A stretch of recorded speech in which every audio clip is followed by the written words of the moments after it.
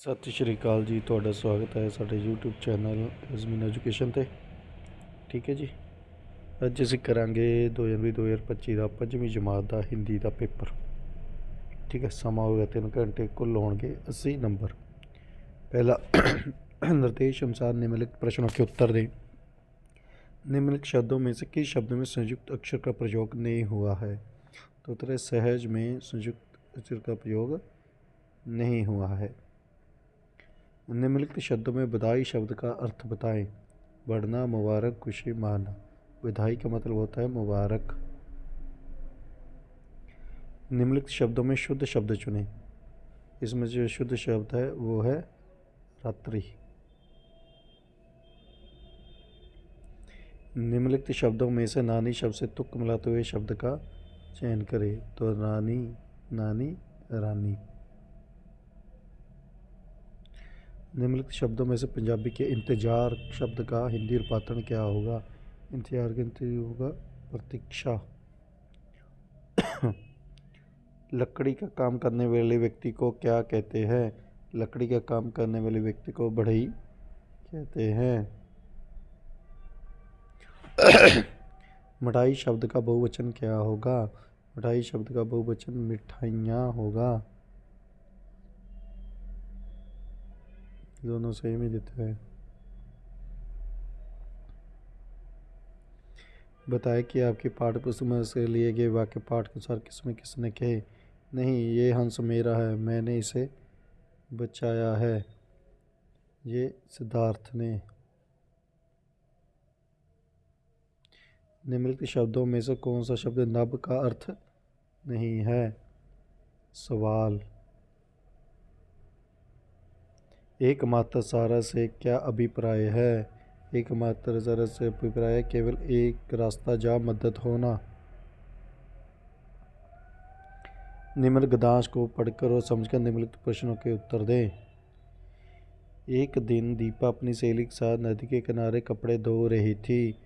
वहाँ से थोड़ी दूर पर रवि और हरीश नदी से नहा रहे थे। नहाते नहाते रवि नदी में डूबने लगा और हरीश से डूबने से बचाने की कोशिश करने लगा।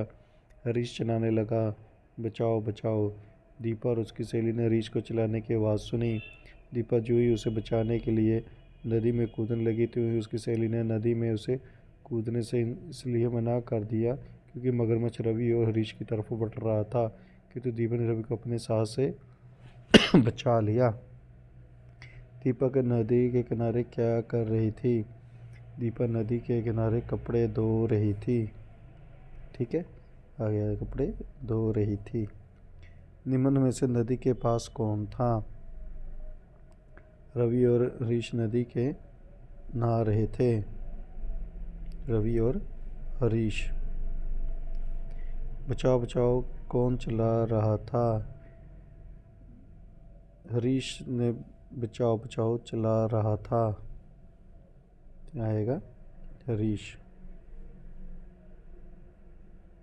दीपा की सहेली ने उसे नदी में कूदने से क्यों रोका? क्योंकि मगरमच्छ रवि और हरीश की तरफ बढ़ रहा था। इस कहानी का मुख्य संदेश क्या है? इस कहानी का मुख्य संदेश है साहस और समझदारी मुश्किल हाल में सामना करना चाहिए। निम्न चित्र को देख कर समझ कर निम्नलिखित प्रश्नों के उत्तर दें। चित्र में क्या नहीं हो रहा? नहाना भी हो रहा है, खाना भी हो रहा है, खेलना भी हो रहा है, सोना नहीं हो रहा। जागना हो रहा है। हमें क्या नहीं करना चाहिए? हमें झगड़ा नहीं करना चाहिए।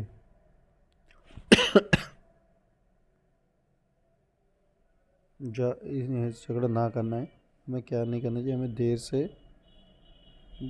जागना नहीं चाहिए। चित्र में बालक कहाँ जा रहा है? चित्र में बालक स्कूल जा रहा है। चित्र में कौन खेल रहा है? चित्र में एक लड़का और लड़की खेल रहे हैं। चित्र में एक बालक और बालिका खेल रहे हैं। पहली तस्वीर वाला बालक क्या कर रहा है? पहली तस्वीर वाला बालक खाना खा रहा है।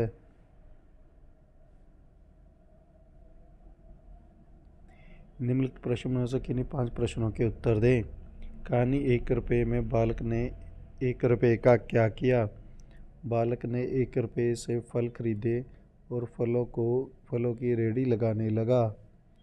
लोहड़ी का त्यौहार मनाने के लिए बच्चे क्या क्या तैयारियां करते हैं? इस त्यौहार को मनाने के लिए बच्चे टोलियां बनाकर घर घर जाते हैं और लोहड़ी का गीत गाकर लोहड़ी मांगते हैं। पाठ ईमानदार बालक के अनुसार गोपाल रोने क्यों लगा? गोपाल को लगा कि वह वास्तव में उस तारीफ के लायक नहीं था जो अध्यापक ने की थी, इसलिए वह रोने लगा। सरायू नदी के निकट श्रवण क्या करने गया था? श्रवण अपने प्यासे माता पिता के लिए पानी लाने के लिए सरायू नदी के तट पर गया था। हमें सड़क कैसे पार करनी चाहिए? सड़क हमेशा पहले बाईं ओर देखकर फिर दाईं ओर देखकर पार करनी चाहिए। पाठ्यांश किसका है के अनुसार गौतम बुद्ध ने संसार को कौन सा पाठ पढ़ाया? गौतम बुद्ध ने संसार को सत्य, अहिंसा, प्रेम, दयालु, करुणा, सहानुभूति और परोपकार का पाठ पढ़ाया। रिक्त स्थान भरे। डैश मेहनत करती हैं चींटियाँ।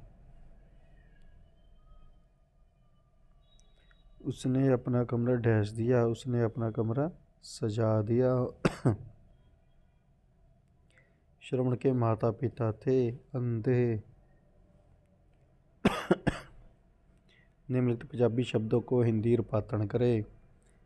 खंभ, खंभ का होता है पंख। हृदय, हृदय।